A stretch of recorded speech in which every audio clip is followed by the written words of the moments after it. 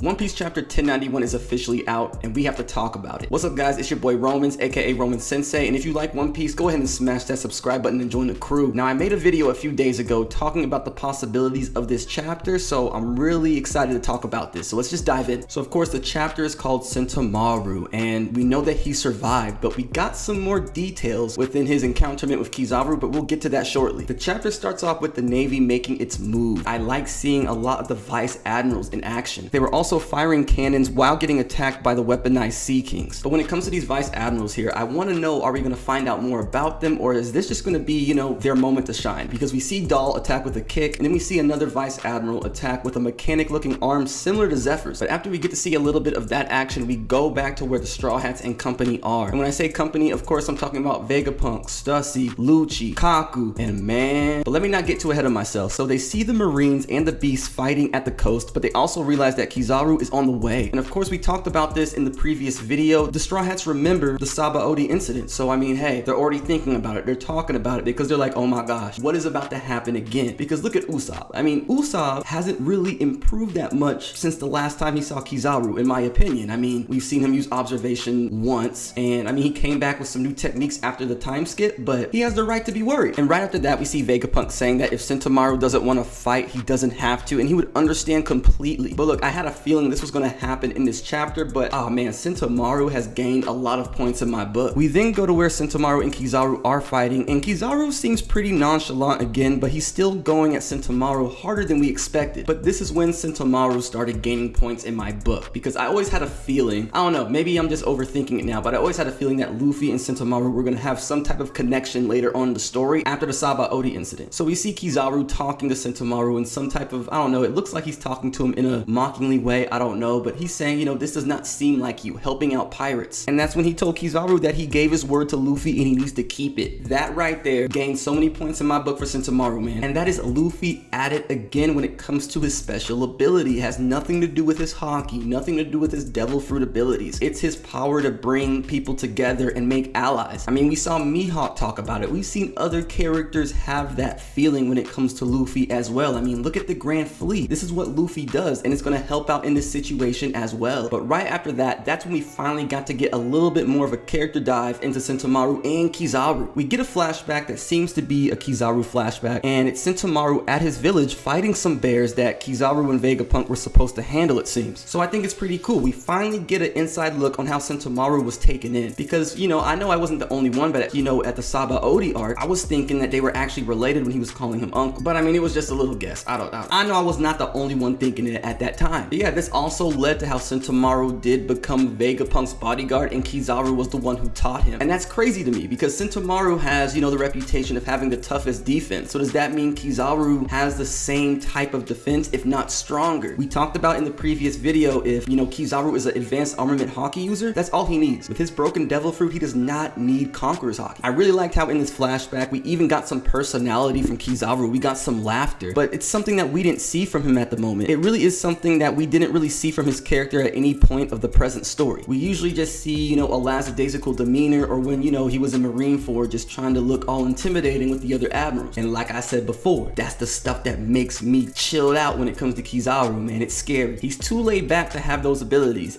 He just seems like he's too comfortable. But it also makes me really wonder, like, what is Kizaru's main objective? Because we know now that the admirals, they represent different views, you know, and I feel like Kizaru, I don't know, maybe there's something that happened with, you know, the One Piece world government and him in the past, and he owes them. I don't know. It could be anything. It could be anything. And then after that, we see Sentomaru use an attack called the Ashigara Palm. I hope I pronounced that right, on Kizaru, but Kizaru does handle that, and he defeated Sentomaru. And I might be tripping, but is this our first time seeing the actual authority chip? Because I don't think we've actually seen it before. And it kind of reminds me of Trafalgar Law's devil fruit abilities, you know? But after Kizaru does get the authority chip, he then orders that the naval fleet is protected and to bring the weaponized sea beasts to the ocean floor. So I wonder, let me know in the comments below, but is it that easy to use the authority chip, or do you think he was just able to grab it and use it because he was an admiral? That is kind of scary if it's that easy, but maybe due to his rank, he can just take it and make his orders. I don't know. Let me know. While all this is going on, we still do get a good look at Gorosei Saturn. We still get to experience his menacing vibe. He does not care about anyone over there. That is not an asset to him. And I mean, hey, we cannot be mad about this. This is exactly how we expected the Gorosei to be. You know, we want them to act like this. We want them to be tyrannical in a way, because these are the leading roles when it comes to the main villains in the story. So I mean, yes, this is exactly how they're supposed to be. These are the type of individuals that need to be taken down by Luffy and the Straw Hats and the Grand Fleet. That's why the final battle is going to be epic. But let me not get too far ahead of myself. So we go back to the Straw Hats and company, and they see that Sentomaru was defeated, and they use that time to start their escape. And I don't know, maybe I was misreading the situation, but I find it funny how Vegapunk is acting like no one else understands how urgent the situation is. And if that's the case, I completely understand, man. I always said Kizaru's ability is completely broken. He can move at the speed of light. We cannot hesitate here. Now, as Kizaru approaches, he emphasizes on the three most important things right there, and it's to protect the power station, Punk Records, and York. And then of course he says the top priority is Vegapunk. And I also do like how he added that he says he wishes he could save an old friend, meaning Sentomaru. That hurts, but I mean, that's what you get when Kizaru is a yes man. I'm really enjoying Kizaru's character, I am, but I mean, he said it before, he's a cog in the machine, you know, so he's a yes man. He just listens to the higher ups, even if it means betraying someone that he cares about. And while all that's going on, we see that Luffy and the others are still on their way back, and things really aren't looking too good for them. And that's when it happened. Rob Lucci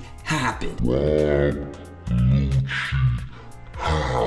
I tried to tell you guys, I could not trust Rob Lucci, and I do love Rob Lucci's character. This is what he does. This is who he is. He's an assassin. That's why I was confused when people were asking, is Rob Lucci gonna join the crew? Hell no. He's doing what he does best. So we see Rob Lucci charge right at Vegapunk, and Stussy steps in to protect him and gets hit with a finger pistol. Rob Lucci got his get back. Rob Lucci got his get back. But what really impressed me was Sanji right after. Sanji didn't focus on going to protect Vegapunk. He took the bubble gun and put Kaku right in it before Kaku could even act and help out Lucci, and I really like that Sanji did that. I've been trying to tell people, man, Sanji stocks are high, and from what I've been seeing in the live action, they're just gonna keep getting higher. But right after that, we see Zoro pull up to Rob Lucci to intervene as well, and we see they make contact. We see that Lucci blocks him with armament hockey, but Zoro hits him with a cold ass line. He looked Rob Lucci right in his eyes and said, seems like you waited for backup to grow a spine. Boy, Lucci does not seem to know yet that Zoro is built different now. He's about to get his get back. I mean, I'm hoping so. Let me know in the comments who you think's gonna get the dub, Zoro or Lucci. But right after that, I don't know what Lucci meant when he said him and Kizaru were working together, because that really caught me off guard. I don't know if he's just saying that because at the moment Kaku is trapped, because Kaku has kind of been worthless. But after all that dialogue, we then see Zoro and Lucci take off out the building, so we know they're about to have a 1v1 somewhere. Now what happened next in the chapter is what really made me happy, because come on, man, our MC got his time. The way that Luffy just pulled up on Kizaru, man, it just got me hyped, because he's come a long way. He really has. Like, we know he just came from Wano, but this right here, oh yeah, this has history. This has smoke. This has drama. Like, when you think about it, Kizaru is a big reason why Luffy's brother is not here right now. We see Luffy attack Kizaru, which seems to be an armament-coated kick, and Kizaru blocks it. Now, just like I said earlier in the video, he's the one that taught Sentomaru, so I really am thinking that Kizaru is going to be a specialist when it comes to armament hockey. Maybe he has to do something with his devil fruit. I don't know. Let me know in the comments, because it's about to go down. But just like his Vice Captain Zoro, Luffy had to hit Kizaru with a cold line as well. He's looking right at Kizaru and he says, we are stronger than we were 2 years ago. Oh yeah, that's it. It's going down next chapter. Unfortunately, there is a break next week, but the next week after that, it's going down. I really enjoyed this chapter. I feel like we got a lot more than I expected. I really enjoyed the flashbacks. I liked how we got to see how Sentomaru was taken in. But you know, there are a few things I'm wondering, you know, who's gonna show up? Is it gonna be the Grand Fleet? Is it gonna be Blackbeard? The announcements have been made worldwide, so I feel like members of the Grand Fleet have to know. Barto is somewhere in the One Piece world having chest pains right now. Are we finally going to get our first Logia awakening? There are a lot of things we can get from Kizaru, because I mean, hey, we still haven't yet seen with our eyes, you know, any coded attacks. This can be our very first time seeing a lot of attacks coded, and maybe it just advanced armament hockey. It is what it is, but hey, Kizaru, if he's a specialist like I'm thinking with an awakening, I can't even imagine what that's going to be like. Another thing I'm wondering is, what is Rob Lucci's true motive? I don't know. I've talked about it with a few people. I've always felt like that Lucci, he questions his employer, you know, a little bit more times than he should, if you guys know what I mean. Like, I don't know if he's trying to figure something out. I don't know if he's trying to find something, because you know, it was I don't know if it was in the most recent chapter before this, recently, you know, he said something talking about the Luffy Kingdom. It seemed like he was kind of confused about it, you know, but again, maybe I am looking way into things. I don't know. Let me know. But yeah, guys, that's all for this video. I really appreciate you guys tuning in again. Make sure you smash that subscribe button for One Piece. Give this video a thumbs up. Make sure you comment as well. And I got more videos on the way for you guys. And always look out for posts on the community tab, because I'm going to be asking you guys a lot of questions. So until then, which will be very soon, much love and God bless.